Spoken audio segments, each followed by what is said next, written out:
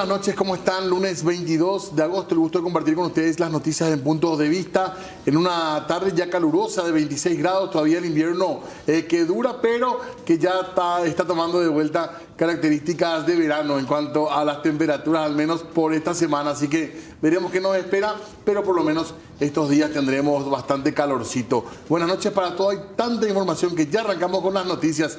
Hola Fer, buenas noches, Jorgito, buenas noches, ¿cómo están compañeros? ¿Qué tal todo? Bien, bien, ¿qué tal sus fines de semana? Eso, tenemos que saber. Excelente, excelente. Siendo la nota máxima 10, ¿cuánto le califican? Yo...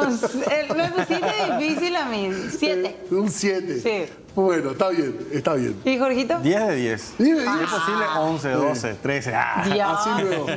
Yo le La verdad pongo que me hace 9. muy bien. Sí. Venía de 7, pero después ganó Libertad y entonces subió a 9. El fin de semana. Faltaban algunas cositas, pero bueno, estamos así. ¿Qué tal? ¿Cómo estuvo la jornada? Un lunes, bueno, fue un fin de semana de vuelta movido, en cuanto a información. Hubo muchos temas de violencia por un lado, policiales por el otro, políticos ni qué decir. Así que ya estamos con muchas novedades del sector político. Fin de semana y semana nuevamente de definiciones, por qué no decir, en algunos sectores políticos vamos a estar hablando de eso también. Hay cosas todavía que se deben ajustar en algunos sectores, como por ejemplo el sector de la izquierda.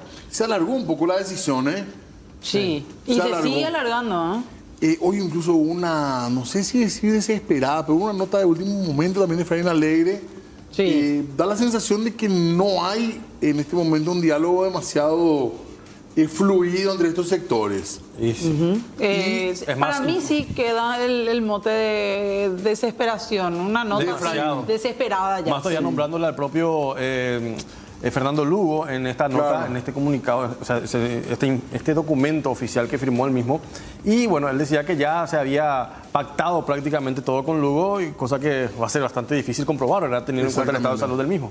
Que entre paréntesis decía hoy Querey que está con unos signos de mejoría. Siempre insistimos, esto lo hacen con muchísima prudencia a la hora de hablar del estado de salud de Fernando Lugo, pero hoy comentaban, después vamos a escuchar en un ratito el último informe de salud, pero hablemos primero de la parte política. La situación es esta: el Frente Guazú está todavía en la concertación. Algunos partidos del Frente Guazú ya se abrieron. El más significativo probablemente el de Sisto Pereira. A partir de ahí, la intentona de que los otros continúen, pero en este momento no está firme la presencia del Frente Guazú. Como bloque al menos ya no va a ser de hecho, pero hay varias posibilidades de fuga. Si bien es cierto, Esperanza Martínez y Carlos Filisola de País Solidario ya aseguraron que van a permanecer por dentro del bloque, pero no se sabe, por ejemplo, todavía qué va a pasar con Hugo Richard, con Jorge Querey, que incluso está siendo tentado públicamente, podemos decir, por Euclides Acevedo. Sí. Y en este caso, durante esta tarde, hay que contarle un poco a la gente que se va sumando recién a estos espacios informativos que desde las 15 horas aproximadamente se tuvo una larga reunión de lo que se conoce como la mesa de presidentes, pero del Frente Guazú. Ellos se reunieron todos en la sede del partido Tecoyoyá. De hecho, estamos viendo estas imágenes también. Y más tarde vamos a ir ahondando en mayores detalles porque esta mesa de presidentes lo que resolvió el día de hoy es respetar las 3 posiciones que existen dentro del Frente Guazú. ¿Cuáles son esas 3 posiciones? 1, la de los partidos que resolvieron quedarse, que son los que ya decías, Diego. Permanencia full, digamos. Permanencia full. Sin candidatura propia. Sin candidatura del partido que pertenece o del cual forma parte Esperanza Martínez y del partido País Solidario del cual forma parte Carlos Filisola. La segunda posición, que hasta el momento dicen ellos se respeta, es la que plantea evaluar la posibilidad de levantar una chapa propia, que es más o menos la corriente que pareciera sostener Fulgencio Rodríguez. Esto, perdón, Fer, porque es súper importante el resumen que estás haciendo. Esto ya, por un tema de plazo, de hecho, debería ser por fuera de la concertación. Por fuera, sí. Ya no participarían de la interna el 18 de diciembre. Y una chapa meramente de Frente Guazú y Munguetá sería. ¿Y la tercera postura? Y la tercera es la de respetar la posición de continuar en diálogo para formar una chapa con Euclides. Esa es la tercera posibilidad. Con la posibilidad de que sea Jorge Querey o quizás otro referente. Pero creo que ahora, ya en esta semana, podemos decir que el nombre que más suena fuerte Sí. es el de Querey. Totalmente. Ahora, ellos tienen dos instancias. Hoy se reunieron los referentes de los partidos. Sí. Pero ellos tienen otra instancia, ¿verdad?, de reunión. Mañana. Que es más amplia. Que es el Frente Guasuñe Monguetá. Para refrescarle un poquito la memoria a la gente, el Frente Guasú como tal, que son los que se reunieron el día de hoy, son 9 partidos en total. Y el bloque político, que es el Frente Guasuñe Monguetá, es un bloque más ampliado, que aparte de los 9 partidos políticos se suman otros movimientos e incluso otros partidos, completando así 15 agrupaciones políticas. El Frente Guasuñe Monguetá es mucho más amplio porque forman parte de él algunos partidos, por ejemplo, como Paraguay Pajuná, que no forman parte del Frente Guasú en general o en días normales, por así ¿Y decirlo. cuáles son el problema que ellos esgrimen? Tiene que ver con el programa de gobierno, hasta el punto que Efraín Alegre ahora ofrece incorporar la totalidad del programa de gobierno, pero un poco a la desesperada. Y sí, justamente ya tenemos algunas notas en torno a todo esto que está mencionando Fernanda y también lo que se dijo después de esta reunión. Vamos a escuchar lo que decía la senadora Esperanza Martínez primeramente sobre esta reunión que se realizó el día de hoy. Hay un escenario de continuar dentro de la concertación y ni siquiera hay una decisión de qué chapas dentro de la concertación. Algunos ven que tácticamente la salida de participar dentro de la concertación puede ser una salida importante y defienden esa salida. Hay otros compañeros o partidos que plantean de que inscribamos una chapa propia del Frente Guasú y traen propuestas al respecto. Y otros compañeros están evaluando propuestas alrededor de la candidatura. Entonces, en realidad, todas estas 3 propuestas siguen en debate. Nuestra prioridad en este momento es seguir trabajando en la presentación unitaria de nuestras listas a nivel nacional. Tenemos que terminar de confeccionar todos los trámites. Seguramente para el 25 vamos a presentar, vamos a hacer una gran convocatoria para presentar a todos los compañeros y compañeras de nuestras listas. Pero en todas partes va a haber así. Dentro de la concertación hay no sé cuántos partidos y movimientos que van a tener diferentes chapas. Lo mismo tienen dentro y fuera. O sea, hay pocas chapas y hay muchas listas, o sea, eso no es ningún problema y justamente eso es lo que queda claro de que vamos a ir trabajando como prioridad nuestra lista a nivel nacional y departamental. Somos una fuerza política que tiene una identidad política, sobre todo de una agenda política muy clara. En eso no hay fisuras entre nosotros.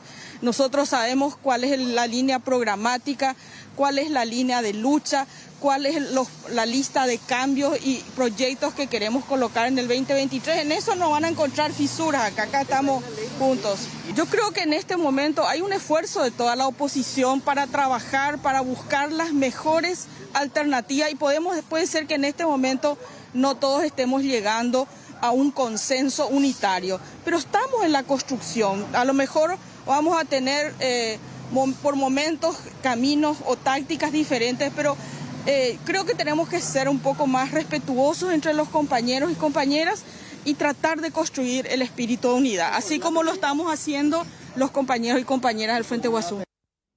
Bueno, interesante lo que decía la senadora Esperanza Martínez. También creo que es interesante que sea ella la portavoz, ya que es abiertamente pro, ¿cómo podemos decir? Pro concertación. Sí. La postura de ella es continuar dentro. Incluso ella hizo un renunciamiento a su candidatura para correr por el Senado. Con la idea de que todos juntos como oposición puedan combatir o hacerle guerra a la ANR, que es su principal objetivo de derrocar a esta agrupación política que está en el poder actualmente. Y tenemos más sobre este tema, porque bueno, la reunión fue, ¿cuánto habrá durado? Unas 2 horas aproximadamente, 2 horas, un poco más. Sí. Y fue uno de los temas de la tarde, estuvimos todos esperando, ¿verdad?, la salida de esto para ver un poco cómo continúa esta situación. Y vamos a escuchar ahora lo que mencionaba también Sixto Pereira. Recordemos que su partido, el partido Tecoyoyá, fue uno de los primeros, de hecho, en decidir unilateralmente salir de la concertación. Esto era lo que decía. Primero, hay oremos Sarambí, una coyuntura electoral, porque hay una lucha histórica de los pueblos.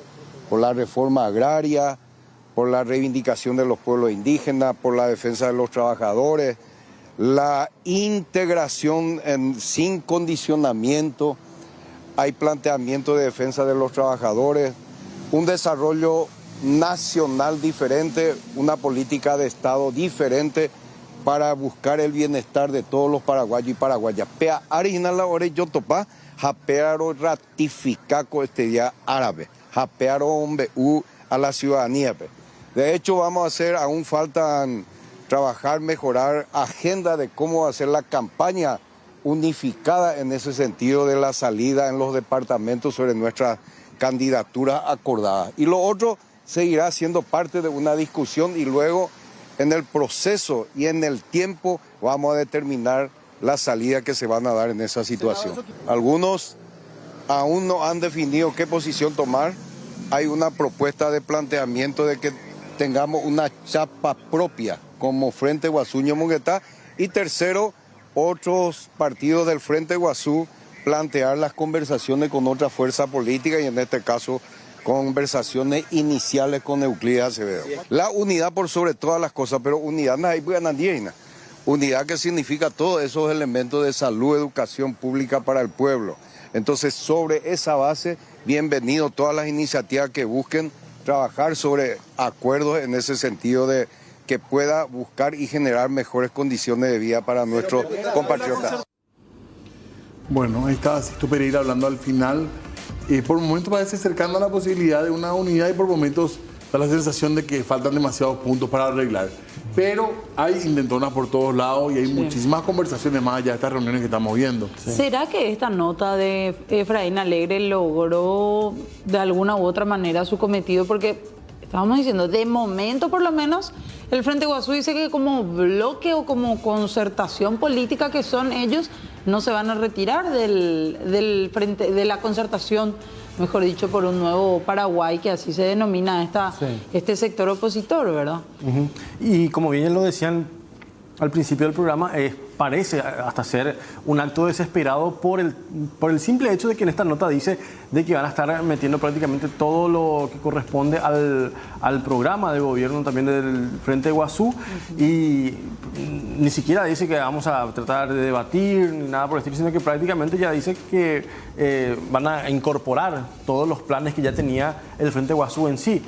Y bueno, vamos a ver qué pasa en las próximas horas. Claro, si nos fijamos un poquito ahí, esta es la nota que se daba a conocer que el día de hoy el titular del Partido Liberal Radical Auténtico, Efraín Alegre, remitía al Frente Guazú Ñemonguetá, tanto a estos dos sectores políticos. Ahí estamos viendo, incluso con fecha de hoy, este documento que fue remitido, y vemos en el segundo párrafo, allí que estamos observando, después si podemos pausar, vamos a ver que dice: hemos iniciado una ronda de conversaciones ya con el presidente Lugo y otros líderes del Frente Guazú Ñemonguetá, procurando establecer las bases para un programa de gobierno consensuado, lo que decía Jorge.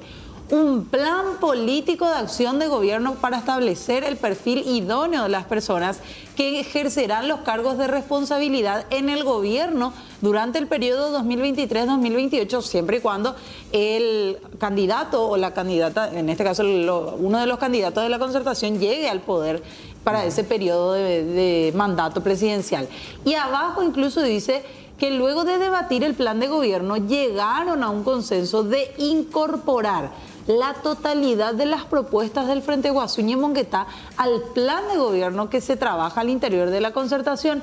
Y ese es, creo yo, el punto más importante de esta nota, porque lo que más criticaban desde el Frente Guazú era que en la concertación no se tuvo en cuenta todas esas propuestas de gobierno, incluso esos pensamientos que tiene el sector progresista, y que se fueron a chocar prácticamente contra una pared de puras opciones, por así decir, que ellos consideran conservadoras. Así que bueno, está el ofrecimiento, sí, parece desesperado por parte de Efraín Alegre. Uno también puede entender que están ultimando recursos para intentar que no haya más fugas de lo que es la concertación. Que así como están las cosas, ya se vio debilitada en algún punto, ya hay gente que no va a volver, como el caso de Paraguayo Cuba, hay gente que ya no va a entrar, como el caso de Euclides Acevedo. Justamente hablemos de él porque desde hace un tiempo que se menciona, el propio Euclides decía, y hoy reconocía Sixto Pereira, que había algunos avances, o se había iniciado, mejor dicho, la conversación con el sector de Euclides Acevedo, y también Jorge Querey habló de eso, otro de los hombres que está en duda, o que duda de su participación junto a su partido Unidad Popular dentro de lo que es la concertación. De hecho, que este partido de la Unidad Popular, del cual forma parte los senadores Jorge Querey y Miguel Fulgencio Rodríguez, anunciaron que ellos también van a salir, que de hecho ya prácticamente oficializaron con sus dichos, que salen, se retiran de la concertación. Siempre siguen formando parte del Frente Guazú, pero ellos como partido ya salen. Y en este sentido es que el día de hoy hablaba también Jorge Querey, y él dice que sigue evaluando la posibilidad de conformar una chapa presidencial, una dupla con Euclides Acevedo. En este caso, era lo que mencionaba incluso más temprano esta mañana. Decía en el Congreso que se estaría definiendo su postura, si va o no con Euclides en 24 a 48 horas. En un momento se entendió. Honestamente, yo no lo escuché decir eso, pero en algunos lugares se leía ya la interpretación de que él abandonaba definitivamente y que ya prácticamente anunciaba que iba a ir, pero nunca fue tan claro, me parece. No fue. De hecho, que dijo, vamos a ver qué pasa, qué surge de la reunión de esta tarde, dijo, esta mañana decía eso con nosotros. Y después vamos a evaluar, y yo creo que en un plazo de 24 a 48 horas, por respeto a mis demás compañeros, ya se estaría definiendo, decía él, se estaría definiendo 24 a 48 horas si es que él va como dupla de Euclides o no. Querey, que hay que recordar, fue quien de alguna manera u otra reflotó esta figura que es absolutamente legal, que es de las comisiones bicamerales para investigar hechos puntuales, que se habían abandonado por años en nuestro país, puede que también fueron manchadas por la mala fama. Querey recupera, y gracias a estas reuniones nos enteramos de muchas cosas realmente. Sí, hubo temas muy importantes que se abordaron en estas comisiones. Que se están investigando en la actualidad. Así que fue un poco su protagonismo político también que creció bastante. Uno lee, yo no sé cómo hasta qué punto podemos decirlo de las redes, pero uno lee en las redes sociales mucha gente que le reclama a Jorge Querey, no luego lo de la concertación, sino que continúe en el Senado como candidato a senador, al menos porque hay gente que por lo visto evalúa positivamente su gestión. Y en caso de que él abandone esa posibilidad y se una a una dupla con Euclides, dentro del Frente Guazú tendrán que ver a quién le ceden el lugar que él va a dejar. Porque una figura casi... ¿Qué número está actualmente en el Senado? La lista para el Senado. Para la lista de las elecciones del próximo año creo que estaba, si no recuerdo mal, quinto aproximadamente. Sí, claro, de cualquier manera se sumaría a lo que es ya la situación que se da con Fernando Lugo.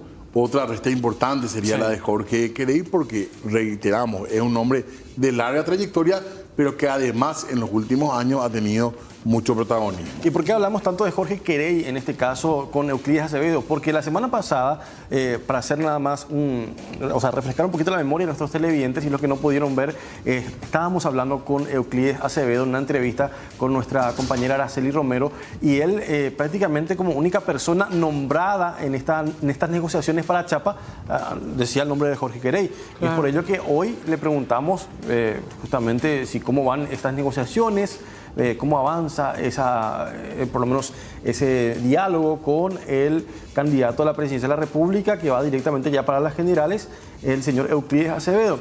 Y bueno, vamos a escuchar qué dice el senador Jorge Querey al respecto. Escuchemos. Nosotros ahora terminamos esta reunión, que era un primer paso fundamental.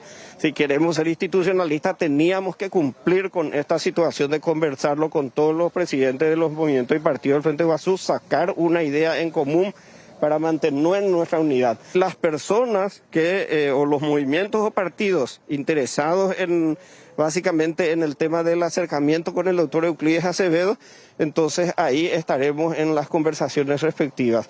Pero estimo que por respeto y agradeciendo la cortesía del doctor Euclides Acevedo, creo que nosotros esto tenemos que estar resolviendo en 48 horas en lo posible, claro, porque no hay que ser respetuoso de las personas que son corteses, vamos a decir, con uno. La cuestión es que los compañeros de los partidos hablarán con el doctor Acevedo, presentarán, como yo le denomino, los 10 mandamientos, cuáles son los acuerdos políticos que se pudiera llegar con él, que él siente su compromiso.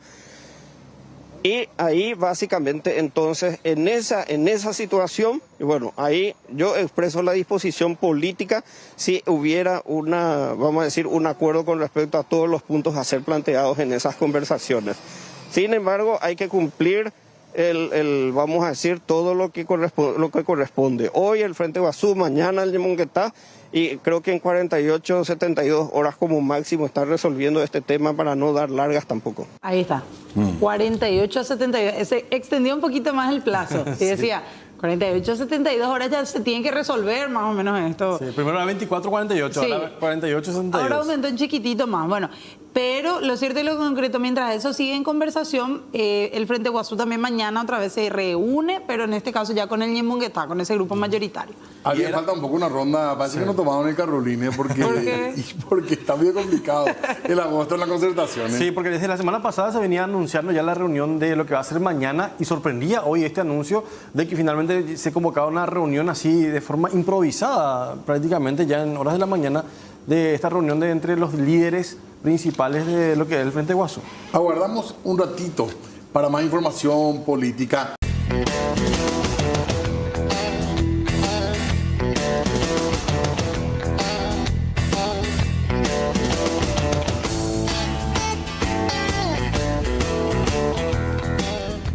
con 32, 21 grados ahora, mañana también calorcito, cerca de 30 y se anuncia de vuelta para la máxima, así que va pasando el invierno aparentemente. ¿Será que va a volver a hacer frío en estos días? No miré el pronóstico. Hasta el viernes no, después no creo. hay que esperar por ahí, tenemos un par de días frescos, pero frío supuestamente, Ya a lo no. mejor un Frío, frente frío, no. esporádico, pero Ya no no. demasiado ya, según indican, hay que estar atentos. Otro detalle es que también ya se nota un poco más de claridad, un poco. Sí. Vamos entrando ya en otra temporada y Sí. esto se siente en los astros. Ya vamos así que- llegando a la época de la primavera. Exactamente, nos vamos acercando. En fin, dejamos un ratito la primavera que todavía falta un chiquitito para hablar de más información porque desde el fin de semana, en realidad hacía unos días se esperaba que el canciller dé más explicaciones de lo que maneja el gobierno con respecto a la última designación que hizo la embajada norteamericana, leyendo un comunicado del Departamento de Estado de ese país.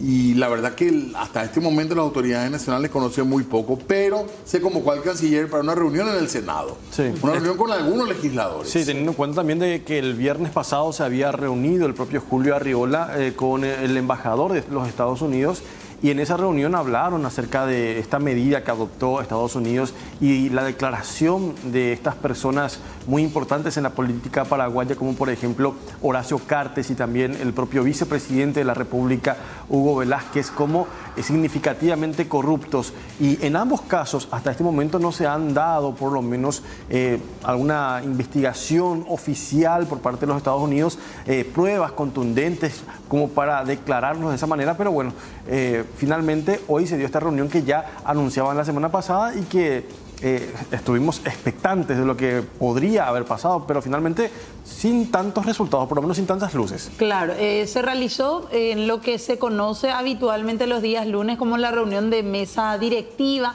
donde participan algunos líderes de bancada. De hecho, estamos observando las imágenes que hacen referencia a quienes estuvieron presentes, por lo menos de manera presencial. Otros también estuvieron conectados. Vemos al presidente del Congreso, Óscar Salomón, quien presidió, de hecho, esta reunión, este encuentro, junto con Lilian Samaniego, la senadora Desiree Masi, también Silvio Ovelar y tantos más que estuvieron, como les decía, de manera virtual.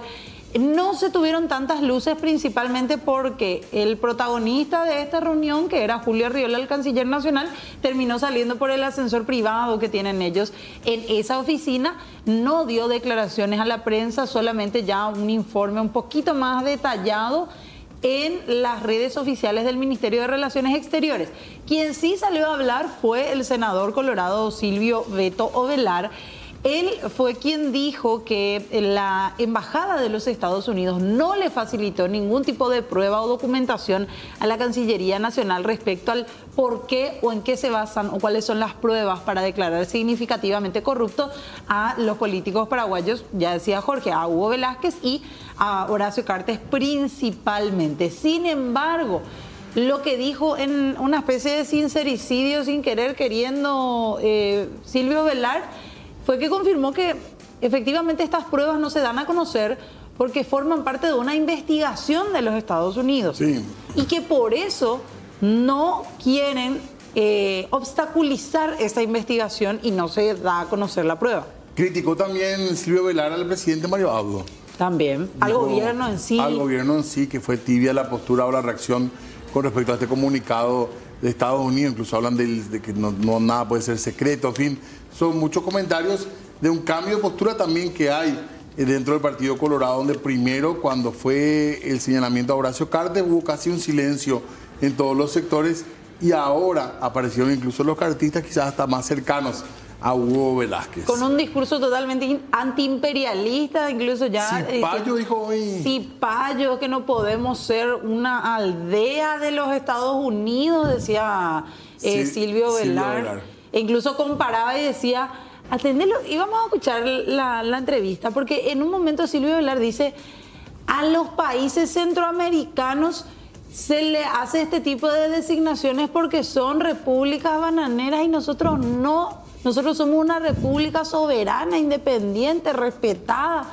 No deberían de hacernos lo mismo. Imagínate ese nivel de comparación que hace un legislador en nuestro país y opinando sobre otros países, por ejemplo. Por otro lado, todavía no hay ninguna novedad tampoco desde la Fiscalía, por ejemplo, no. Donde, bueno, como dicen los abogados, quizás se pueda haber empezado como noticia crímenes esto para investigar, pero hasta el momento no hay mayores novedades de esto. Pero tenemos lo que decía, reiteramos, estuvo el canciller, se reunió con algunos legisladores, algunos senadores y también habló Silvio Velar al terminar esa reunión. Creemos que el trato que se le ha dado al país no es la que corresponde. Él nos explicó las conversaciones o el relacionamiento con el embajador americano. Para nada nos convenció con sus respuestas porque creemos que la posición paraguaya es una posición, y eso yo lo digo desde ya en modo particular, una posición hasta casi pusilánime. No mostró absolutamente nada porque la embajada se niega a dar todo tipo de documentación.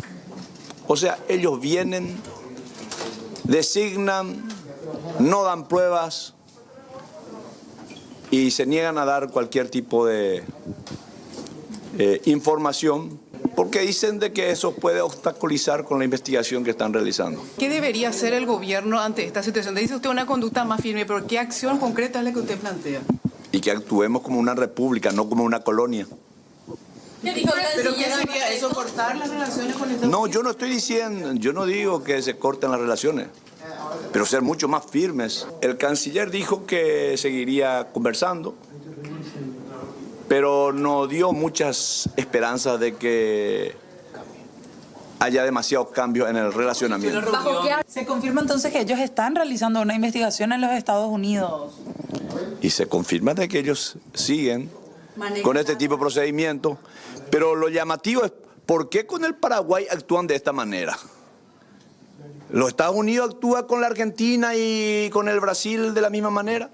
¿Y con Centroamérica? Porque ese sí a ellos sí se los considera países bananeros.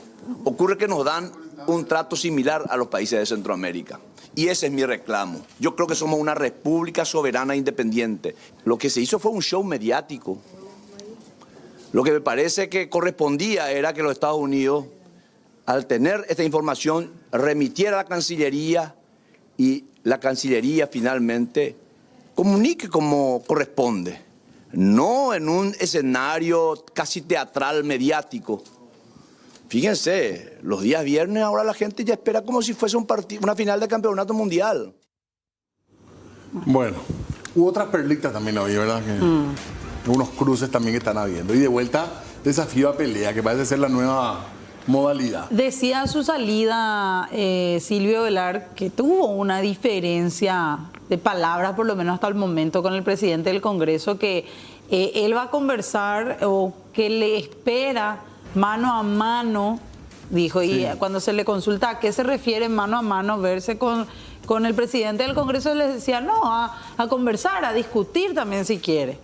Pero le hacía bastante crítica y reiteraba esa crítica de la semana pasada contra Óscar Salomón por el hecho de que él, como presidente del Congreso, como presidente o autoridad de uno de los poderes del Estado, no se pronunció con más fuerza, no criticó con más fuerza este tipo de designaciones. Eso es lo que le siguió reclamando el día de hoy el senador al presidente del Congreso. Muy bien, seguimos nosotros con esta historia seguramente después, pero también queremos hablar de otro caso y que tiene que ver con Arnaldo Yucio, el exministro del Interior, que está siendo investigado, además por la Fiscalía, y que también hoy habló y dio unas expresiones diciendo, por ejemplo, que en el allanamiento que hicieron en su casa se llevaron documentación importante que tiene que ver con una investigación que está haciendo en contra del expresidente Horacio Cartes.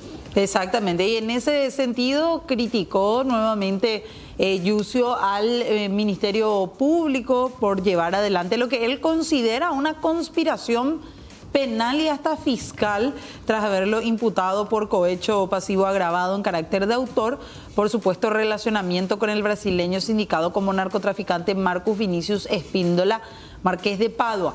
El exsecretario de Estado denunció que durante el allanamiento, como decíamos, la Fiscalía se apropió de una carpeta en la que él tenía documentos vinculados a las denuncias que realizó contra el expresidente Horacio Cartes. La imputación no fue una... fue un pretexto, ¿verdad?, para poder ingresar acá a mi domicilio, ¿verdad? Y te digo, hoy ya después de varios días, porque la medida de que voy abriendo estantes o cajas, voy encontrando justamente de todo lo que me estoy percatando de lo que falta, ¿verdad?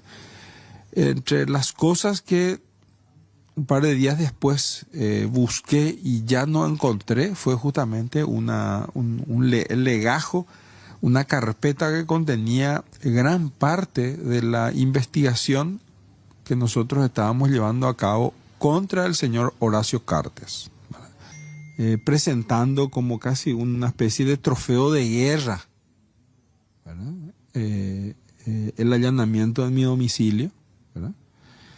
Eso también es un mensaje para los demás, ¿verdad? Y quema la Yucio Orogape.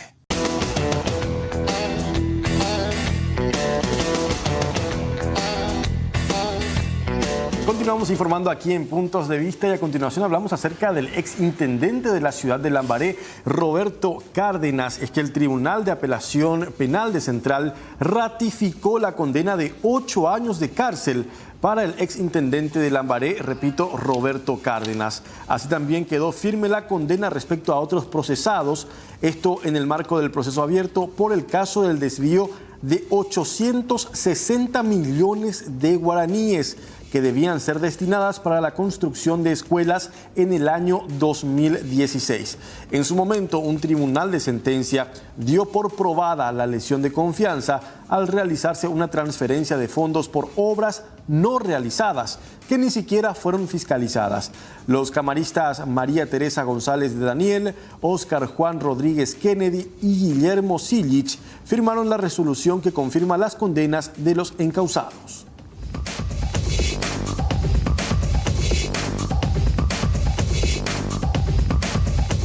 Seguimos hablando del ámbito judicial, pero ahora para referirnos al juicio que se está llevando en contra de la ex jueza Tania Irún. Estamos hablando de que la justicia otorgó un plazo para ampliar la acusación contra la ex jueza Tania Irún. El juez penal de garantías, John Paul López, hizo lugar a la prórroga ordinaria y concedió 2 meses más al Ministerio Público para presentar acusación contra la ex jueza Tania Irún, imputada por prevaricato.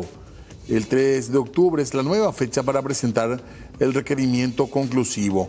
El 31 de enero pasado, la fiscal Natalia Fuster imputó a la ex jueza Tania Irún por prevaricato, quien había cedido 310.000 hectáreas de tierra en Alto Paraguay a empresas de Maletín, siendo esta una zona de seguridad fronteriza.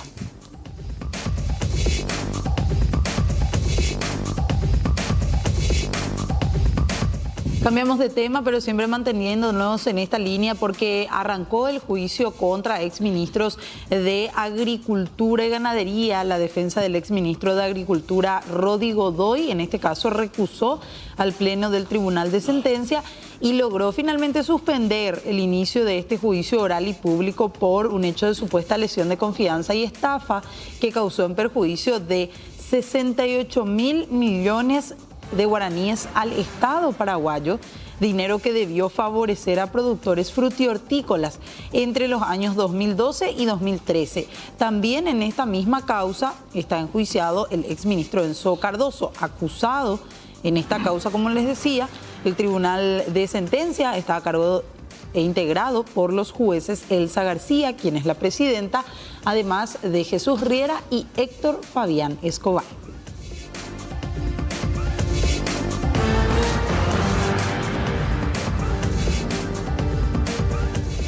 Muy bien, después de esta noticia volvemos también a referirnos al estado de salud de Fernando Lugo, que según los médicos tratantes presenta algunos signos de mejoría que destacan como importantes. Según decía Jorge Querey, los médicos que están tratando también refieren en los informes que hay algunas señales que podrían considerarse positivas, siempre en el marco de mucho cuidado con relación a lo que son los diagnósticos que se van dando.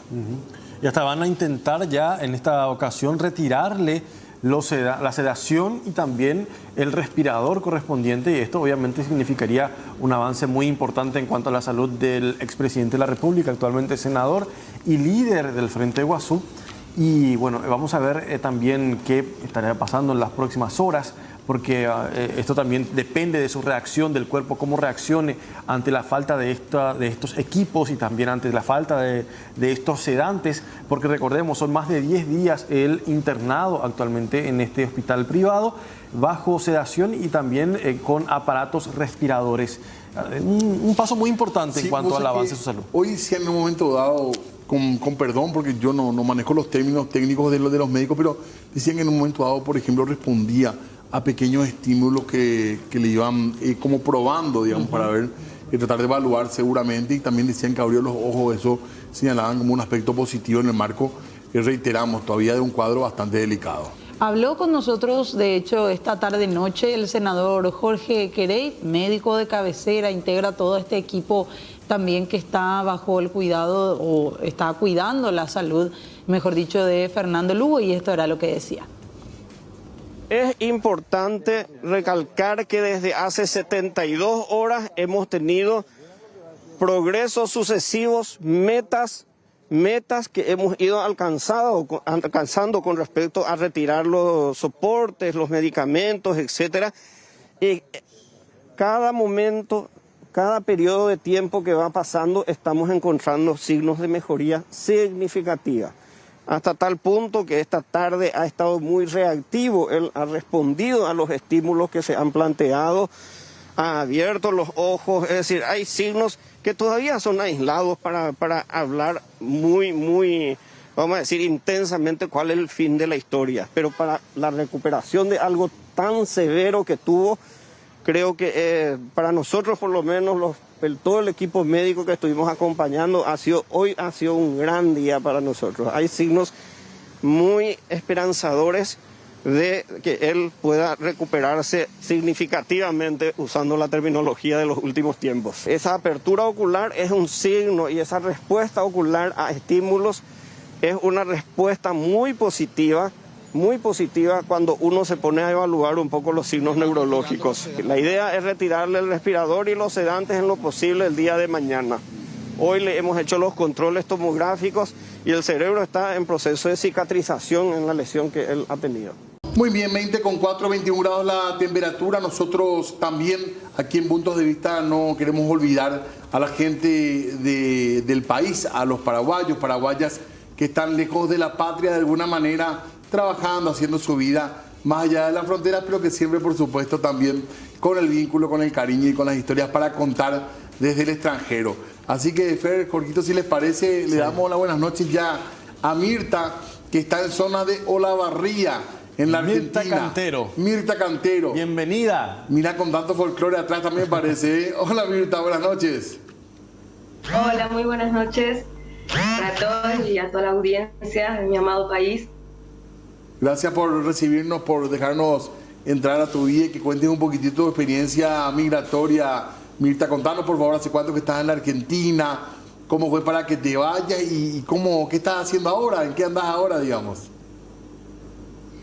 Antes de nada, le agradezco yo por este espacio que me están brindando, esta puerta hermosa que me dan para poder mostrar y compartir un poco de todo lo que hago, lo que abarca lo que es el arte, ¿no?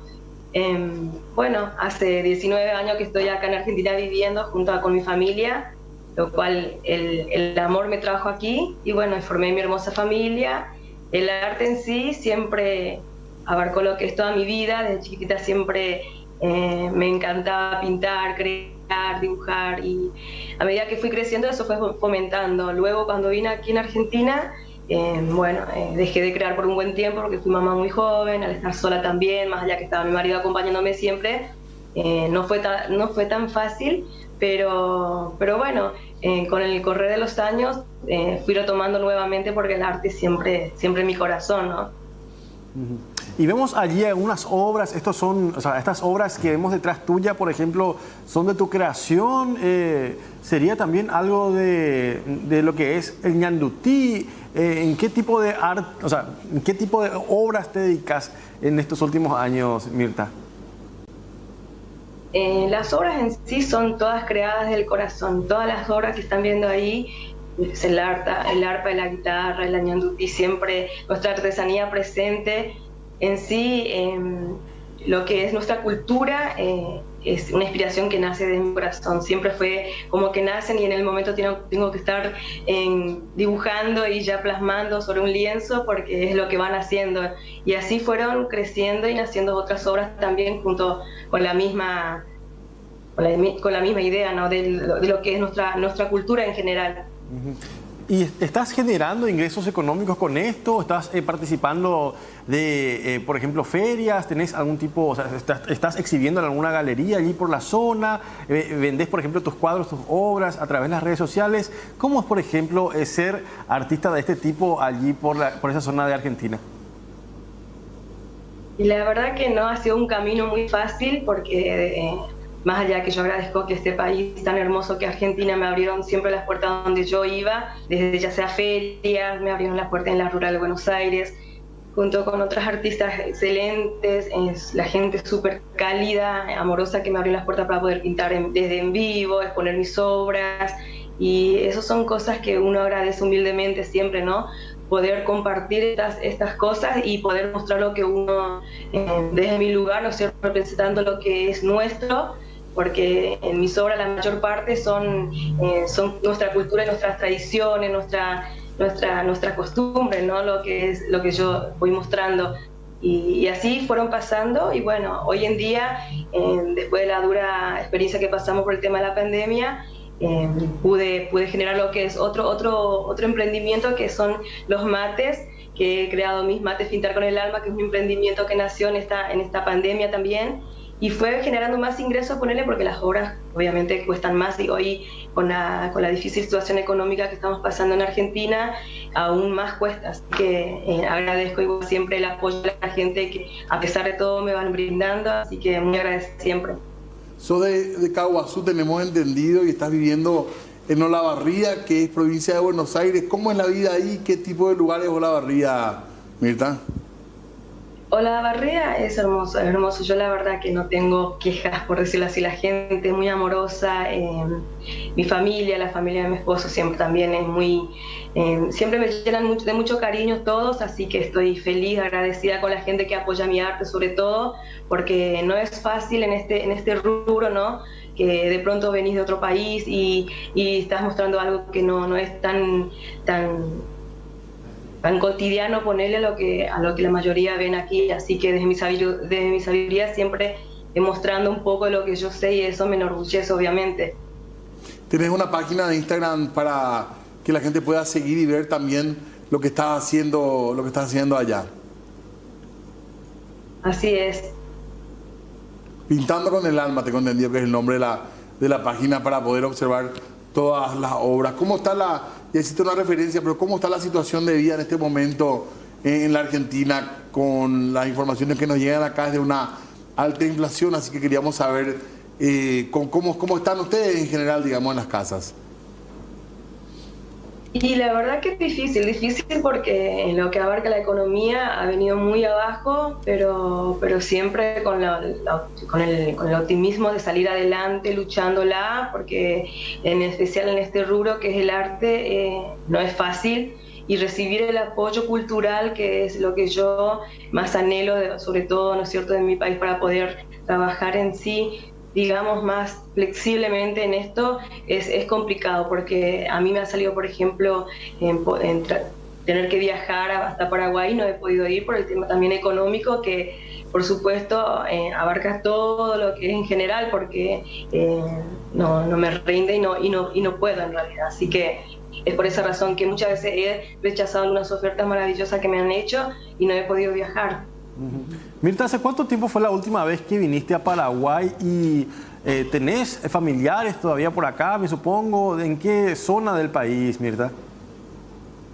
Yo soy oriunda de Caguazú, mi amado Caguazú. Toda mi familia, mi gente está ahí, mis padres, mis hermanas, tengo 2 hermanas, mis sobrinos, todos están ahí, así que en este momento están viéndome. Les mando todo mi amor a todos. Qué bueno, Mirta. Te escuchaba ya al inicio y decías, el amor me trajo hasta acá. ¿Cómo fue eso de ir o tomar esa decisión? No sé si hay alguna historia detrás que puedas contarnos respecto a cómo fue para que vos tomes la decisión de ir a vivir a Buenos Aires. La verdad que no fue una decisión fácil. Yo siempre digo, es como para escribir una telenovela de mi historia. Fue muy difícil porque era muy joven, bueno, y obviamente me enamoré. Mi marido es también artista, es músico, así que lo conocí de esa forma. Y bueno, me enamoré, me cautivó y me trajo aquí tan lejos que bueno, hasta hoy sigo aquí con él y formamos una hermosa familia. Tenemos 4 hijas maravillosas que son nuestra razón de vivir, de luchar y seguir adelante siempre. ¿Cómo se conocieron? Si de por ahí podemos conocer sin invadir demasiado esa historia de amor, porque ya me causó curiosidad, Mirta, te soy sincera. Bien, la verdad, mira, te cuento, es increíble, pero se fue a instalar justo adelante de la casa donde yo vivía, y esa casa donde fueron a alquilar justamente fue el hogar, la casa donde yo nací y me crié.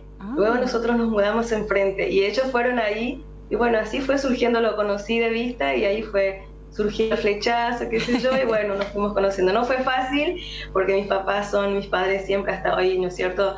Siempre las chicas nosotros siempre más que el colegio, la casa y nada más que eso. Nada de novio, así que fue difícil para mis padres aceptar en su momento, y obviamente que su nena venga a otro país, a no conocerlo bien, fue difícil en ese aspecto, pero luego con el tiempo, gracias a Dios, fueron aceptando y bueno, me vine al principio, pero bueno, fue todo como que hoy en día lo adoran y lo tienen allá arriba. Bueno. ¿Cómo se mantiene la tradición o la llamita paraguaya ahí en Olavarría? ¿Se transmite algo a las nenas? ¿Hay algo hay paraguayidad todavía ahí, digamos? Sí, mis hijas adoran Paraguay, adoran todo, ellas me acompañan, todos saben cocinar conmigo desde la chipa, le aman comer chipa, hablamos el guaraní también, yo les enseño todo y no, aman y son felices con mi cultura también. Ellas son, yo como le digo, ustedes tienen la sangre paraguaya, también son mestizas. Totalmente. Bueno, y estaba viendo, de hecho, que decías, incursionaste un poco también con el tema de las huampas. Esas huampas que veíamos ahí en los videos, en las imágenes, ¿son pintadas o cómo lográs hacer? ¿Tenés pedidos también allí por esa zona? En este momento es lo que más estoy trabajando, son los mates. Desde ya las obras pequeñas también, como verán aquí atrás, por ejemplo, ñandutí. Pero las guampas, de hecho tengo aquí, también te muestro, son artesanales, totalmente pintados a mano. Sí. De ñandutí, esta por ejemplo, son totalmente pintados y creados desde mi corazón, como siempre digo. ¡Qué lindo! Referente a lo que referente a nuestro país. siempre todo mi país, mi raíz acá en el corazón, ¿no? Es lo que me inspira, es lo que no es que me hace extrañar menos, pero es lo que me contiene, me mima a través de las obras, porque continuamente estoy plasmando cosas referentes a nuestra cultura y lo represento orgullosamente, con mucho amor. Y perdón, Jorgito, ¿y tenés algunos pedidos, por ejemplo, que te llegaron a escribir acá de Paraguay o se centra más ahí en Buenos Aires? ¿Cómo fue creciendo un poco tu negocio? Tuve muchos pedidos desde Paraguay, pero por el tema de la pandemia suspendí los envíos porque, bueno, en un momento envié y llegaron como algo estropeados también al estar tanto tiempo encerrados y también quizás el transcurso de llegar hasta allá, ¿no? Y bueno, acá en Argentina sí tengo, por suerte no me puedo quejar, tengo algunos trabajos, pero no es que tampoco sobra por el tema económico que estamos pasando, ¿no? Claro. Una duda nada más, Mirta. O sea, estoy mirando detrás tuyo esos cuadros de ñandutíes. ¿Son pintados o son ñandutíes reales? Porque esa es mi duda, porque desde esta perspectiva parecen ñandutíes de verdad, o sea, de tela, o sea, de hilo.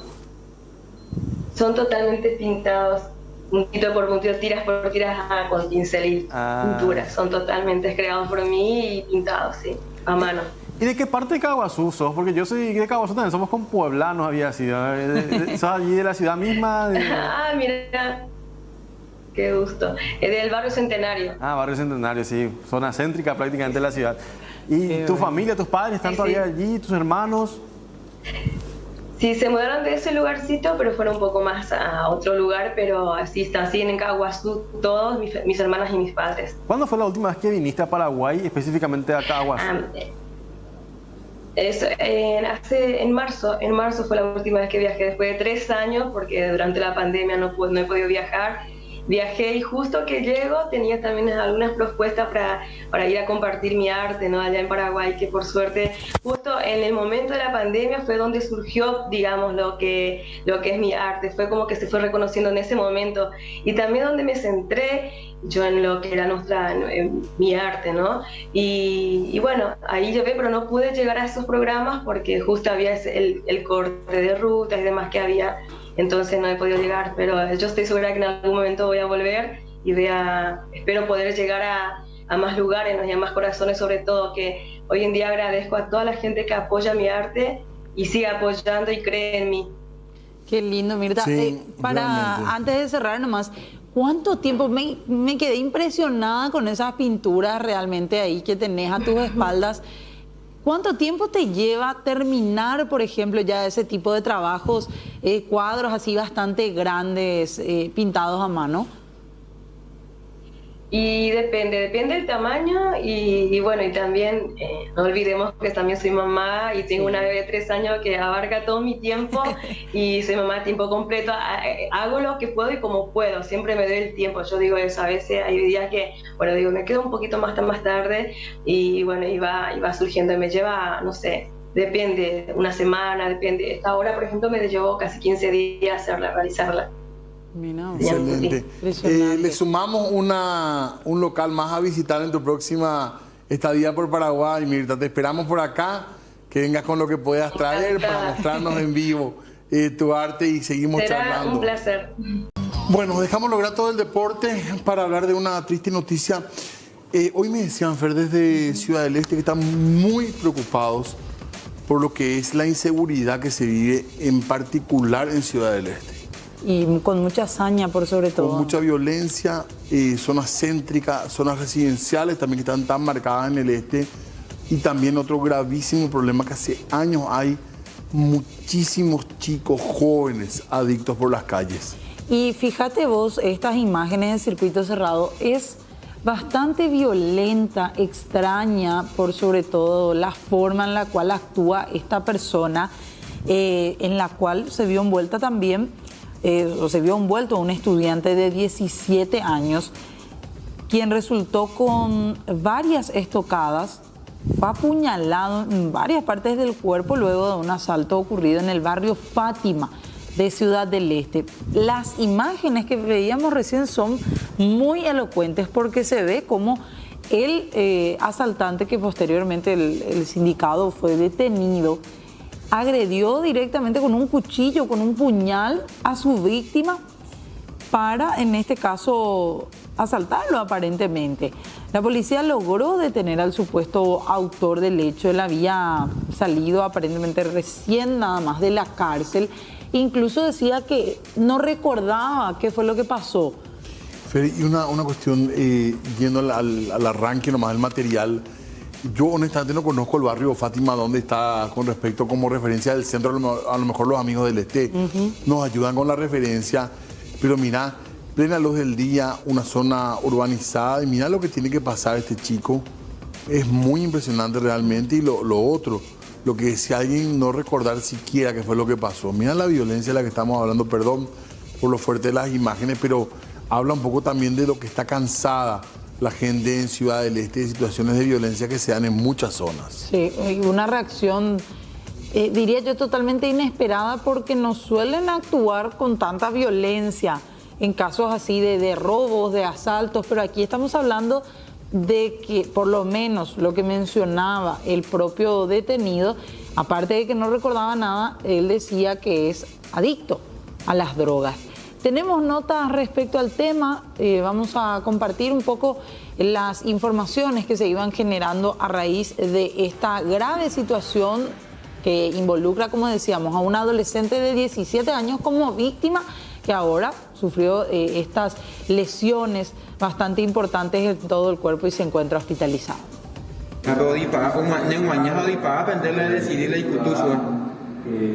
Dere con adicción. Va a consumir.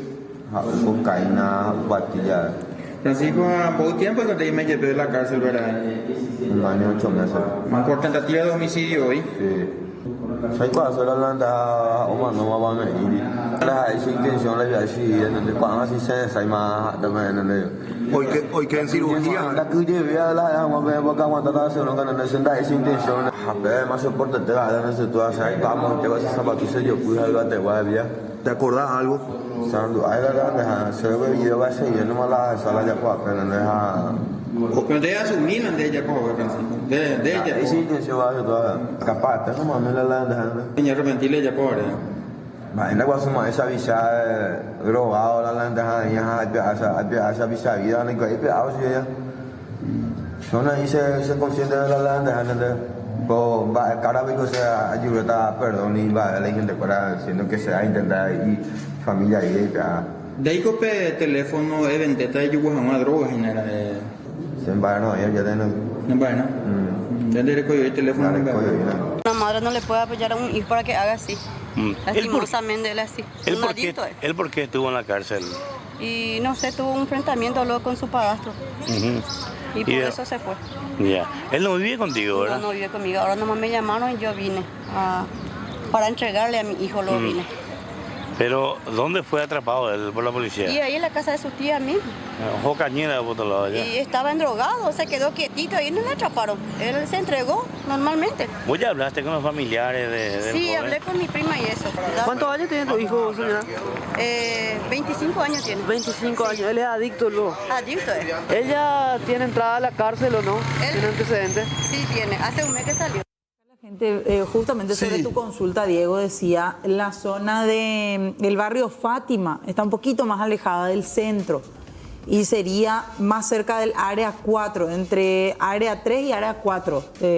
Forma parte del límite más o menos entre esas zonas, lo que es el barrio Fátima. Franco y Ciudad del Este prácticamente. Ahí está, entonces la referencia entonces a la gente por el centro de Ciudad del Este. Hay gente que vende caramelos, otros galletitas dulces. Estuve esperando a un muchacho que vende chicles y caramelos. Por el solo hecho de mirarlo me encara y me dice que le estoy mirando. Y me amenazó con agredirme. Habla un poco de la violencia que se queja la gente, que a veces es inseguridad en el tema de robo, pero muchas veces también es violencia de por sí. Pura y dura. Sí, así mismo. ¿Por qué no hablan con Roque Santa Cruz o Nelson Aedo? Ellos vivieron en Alemania, dice. Tiene que ver con el caso que estaba presentando, tengo entendido también Jorge. Hablando un poco de la ayuda de los compatriotas. Dice, buenas noches, yo soy, dice, de San Lorenzo. No lean todos los mensajes que se tratan sobre los políticos, pide alguien acá también. Bueno, lo que sean propaganda también nos vamos a tratar de evitar. El sábado 27 será la asamblea de la cooperativa que sigue entre Avenida San Cristóbal. Nos prestan también un poco el mensaje. A estos asaltantes hay que meterle plomo en la única forma, dice otro de los mensajes. Hablando un poco de los reclamos.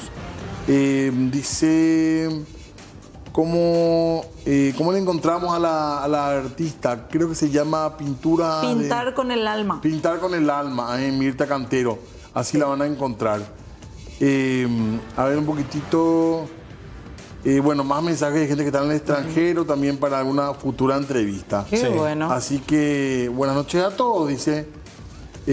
Al que le preguntó por don Martín Burr le contesto que en estos momentos está en reunión con la colectividad paraguaya en Argentina. Ah, mira. Dice Zuni Cañete. Bien, Zuni, por el dato. Me gusta porque unos preguntan por WhatsApp y otros responden también por WhatsApp las consultas. Estaba buscando nomás acá rápidamente para la persona que preguntó en Facebook, Pintar con el alma, así como suena, y en Instagram también le encuentran a Mirta Cantero, Pintar con el alma, todo junto. Dice, creo que debería haber lugares accesibles para que los adictos vayan a tratarse apropiadamente. Esa es una gran deuda que tiene Paraguay. Poquísimo. La verdad que sí. Y en Ciudad del Este hay, pero la capacidad es mínima. Más todavía teniendo en cuenta de que los costos son muy grandes para poder mantener en encierro a estas personas, porque prácticamente ellos están alejados, no encerrados, sino que más bien por voluntad propia acceden a ese tipo de terapias y necesitan de un tiempo por lo menos de 3 meses mínimo. Y acá en Paraguay lo que te ofrecen es 1 mes máximo. Y es para apoyo familiar, contención, es difícil el tema, pero hay que encararlo en algún momento. Saludos desde Pirayú, besos especiales a Jorge con un corazoncito. Gracias, corazón rojo, Jorgito. Gracias. Así que anotadísimo ya hay eso también. patronales dentro de poquito. ¿En serio? Yajapá. Sí. No recuerdo más la fecha, pero sí, ahí se están preparando. Bueno, anotamos entonces. Saludos desde Capiatá, también nos dicen. Gracias a toda la gente, muchísimos mensajes realmente. Buenas noches, si pueden leer esta queja del barrio Villa Aurelia, 15 días sin agua. Dios mío. A partir de las 6 hasta las 18, ni una gota. ¿Todo el día? En todo el día, de 6 a 18. En muchos lugares también la presión está... Acá en Sajonia también. Sí. Yo canalizo mi queja a través de esa queja también. Yo también me sumo. Toda la zona de Sajonia, centro, hilito de agua sale. A mí por lo menos en un tercer piso ya no me llega más lo durante el día. Así que recién tengo que esperar a la noche para poder asearme. Así que ya conocen la rutina de Jorge. Vamos a pedirle a la gente de la SAP que son tan buena onda que nos habiliten alguna posibilidad de ducha o algo así en la oficina, ¿verdad? Vamos con otra toallita. Gracias a la gente que nos escribe. Tenemos que hacer una breve pausa y más información en un ratito, por supuesto en Puntos de Vista. Bueno, muy bien, seguimos nosotros informando. 44 minutos ya pasaron de las 20, 21 grados ahora en Asunción, jornada que va a ser calurosa mañana. Y tenemos más para compartir con la gente. Exactamente, y no tenemos que olvidarnos. La fecha. El día de hoy, 22 de agosto, Día del Folclore. Sí, acá Julio Caballero ya nos estaba deleitando con algunos ñengas. Sí. Ya se fue nomás él. Pero rapidísimo. Un lujo fue realmente. Sí, nos hizo reír mucho. No hemos aprendido mucho, pero vamos a anotar por ahí, si es que alguien de sus hogares también quieren participar del ñenga, también colaborando con su mensajito, ¿verdad? Para compartir un poquito y poder leer allí los mensajes. Hay talento, falta apoyarlo. Tenemos tantos rasgos de folclore de nuestro día a día, ¿verdad? Nuestra cultura fuerte en muchos temas como, qué sé yo, del tereré, el idioma, la música, que todos los días, ¿no? Es que solamente el día del folclore se rinde culto, ¿eh? Claro. O sea que y los ñengas, por ejemplo, forman parte de nuestro día a día. Esa es la conversación normal, se debe escuchar. Y hoy también parte del folclore eran los padres y las madres a los apurones para conseguir la faja, el sombrerito, la pollera. Eso también es parte del folclore, la desesperación para ir a buscar. De última hora, usar de la vecinita, del vecinito, el primo, el hermano, ese ya no le entra. Hacer que la criatura se quede, no que no quiere usar el sombrero pirí, que no se quiere poner. Que se el maquillaje, la barba con el carbón, tantas cosas folclóricas que forman parte también de este 22 de agosto que se conmemora el Día del Folclore, y también queríamos, por supuesto, nosotros tener esta fecha presente en nuestro programa. En este sentido, el lugar donde se vive todavía el folclore... Los 365 días del año. Sí, todo el tiempo es en la Recoba, acá sobre Colón. Sí, es un lugar icónico. Icónico, donde la gente... O sea, los turistas que vienen a Paraguay y recorren aquí a Asunción, sí o sí tienen que visitar la Recoba, que es el antiguo mercado aquí de la zona del puerto de la ciudad de Asunción y que hoy en día funciona todavía con algunos locales ya más turísticos, con artesanías paraguayas, netamente paraguayas, en madera, tela, aopoí, ñandutí. Que no se pierda. De repente hay un cartel de se vende, pues da una angustia porque la Recoba no podemos perder. La Secretaría de Cultura, la Municipalidad de Asunción tienen que ponerle fuerza para que este lugar se pueda seguir manteniendo, porque como decían Félix Jorge, es el lugar donde uno encuentra de todo. Los turistas y nosotros mismos a veces queremos urgente un sombrero, una bombilla, lo que sea, y sabes que ahí vas a encontrar, sí o sí. Debería realzarse, como decía Jorge, como un punto turístico, no solamente para la gente que viene de afuera, sino de repente la gente que viene de otras ciudades que quiera visitar, que les llame la atención, porque en la infraestructura por lo menos uno ahora se fija, ve más grande el cartel de se vende que otra cosa. Tampoco angustia, es una galería, un corredor precioso, además de la ciudad de Asunción. Que una gran parte corresponde a la milicia actualmente, ¿verdad? Exactamente, a la Armada. La Armada. Una pequeñita parte, o sea, la que corresponde a los comerciantes todavía. Exacto. Ojalá que no se pierda ese sitio, realmente un lugar importantísimo. Hay camisas, de todo en realidad. Hermoso. Y estuvimos recorriendo, de hecho, que estas imágenes pertenecen a esa zona. Estábamos hablando también con algunas vendedoras. Vamos a escuchar brevemente las notas que compartíamos allí con estas personas. Y la Recoba es una galería, o sea que el corredor se llama la Recoba. Es reconocida así porque acá vas a encontrar toda la artesanía paraguaya. Hay trabajo en tela, en cuero. En tela, en cuero, madera, sí. También, sí, cerámica también van a encontrar por acá. Hay artesanía que viene de diferentes zonas del país. Diferentes zonas, viene de Itagua, de Areguá, de Carapeguá, tenemos las hamacas de Pirayú, de todo, de San Miguel, Poncho, de todo van a encontrar acá. Acá festejando el Día del Folclor y contarles también que en las escuelas se está también festejando este día. Vendemos muchos ahora tupoy. Ese es el tupoy. Sí, pollera para danza, estamos vendiendo. También los sombreros de pibí, la faja paraguaya y todo lo que es concerniente a nuestro Día del Folclor. Tenemos ñandutí, tenemos aopoí, encajeyú, tenemos la filigrana, que es una artesanía que gusta en todas las partes del mundo. Solemos vender también mucho. Ah, mira, ¿y este qué es? Estas son sirve como alajero de cuero. Los precios están bajísimos, esto no es competencia, la artesanía es arte y hay que valorar mucho la mano de cada artesano que vienen a trabajar, ¿verdad? Usted me dice, ¿por qué este es tan chico y es tan caro? ¿Por qué este es más barato y es la misma medida? ¿Qué pasa? Que en este llevó 2 días de tiempo y en este llevó 1 semana de tiempo de hacer, con decirle, ¿verdad? El tramado se llama arazapé, que es uno de los artes que le parece a la flor de la guayaba. Y esto es el hisopó. El hisopó uno lo mira en el monte y lo ve a sí mismo. Y de eso se inspiraron para hacer, ¿verdad? Y esto es una trama, pensamiento, que es un trabajo más sencillo, más fácil para las artesanas. Más feliz porque yo vendo folclore y bordo también. Gracias a vos nuestra tradición se mantiene, ¿verdad? Exactamente. Es algo que en todo el mundo se aprecia.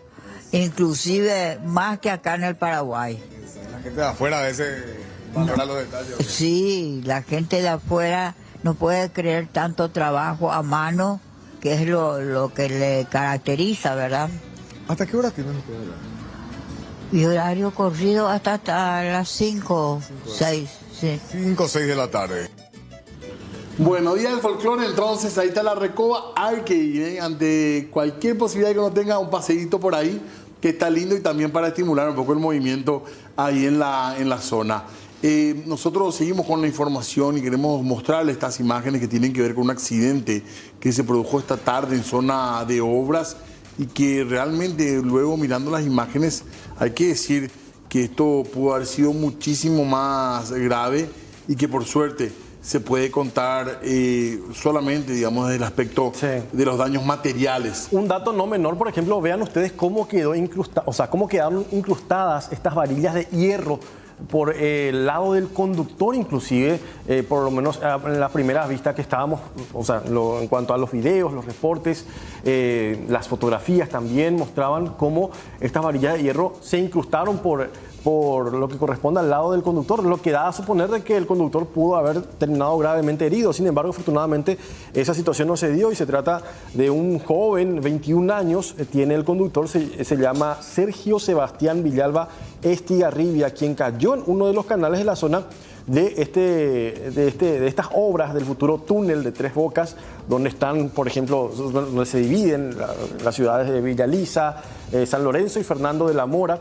Y así quedó el vehículo, aparentemente por falta de señalización, según algunos frentistas allí en la zona, que hasta ahora genera muchos problemas, pero por un bien mayor, sí, podríamos decirlo así. Y el joven es un joven que solía frecuentar la zona, vemos cómo están sacando con la pala el auto, que conocía, digamos, la zona. Sin embargo, no se sabe bien qué fue lo que ocurrió todavía para que ocurra este accidente, que realmente, después de ver las imágenes, hay que decir que se puede contar ya como algo casi anecdótico, pudo haber sido mucho más grave. Miren las varillas como entraron en la parte justamente del conductor del vehículo. Pero me llama la atención nada más, ¿cómo fue para que pierda el control del vehículo? Dicen que hubo velocidad, pero tampoco se explica solamente con eso.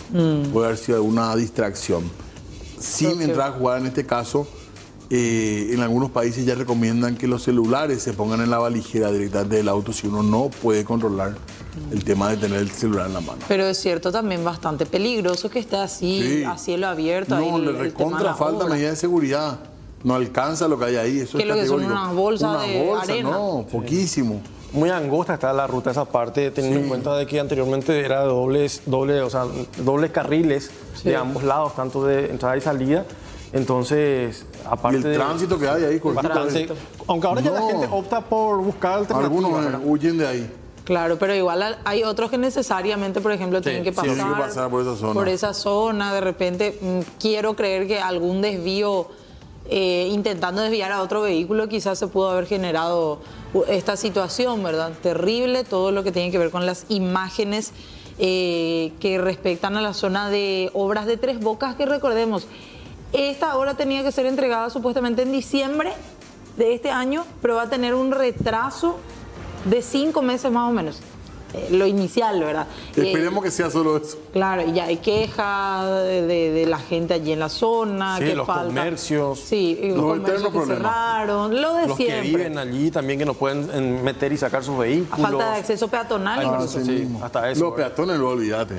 Bueno, 54, tenemos que irnos nosotros, pero quédense que todavía hay mucha programación y en instantes vamos a tener conversaciones políticas acá. Exactamente, Diálogo Franco se viene a continuación con candidatos a vicepresidentes que van a estar presentes como invitados. Así que por nuestra parte es todo. Cerramos por hoy, volvemos mañana con más puntos de vista, por supuesto. Hasta mañana. Chao. Chao.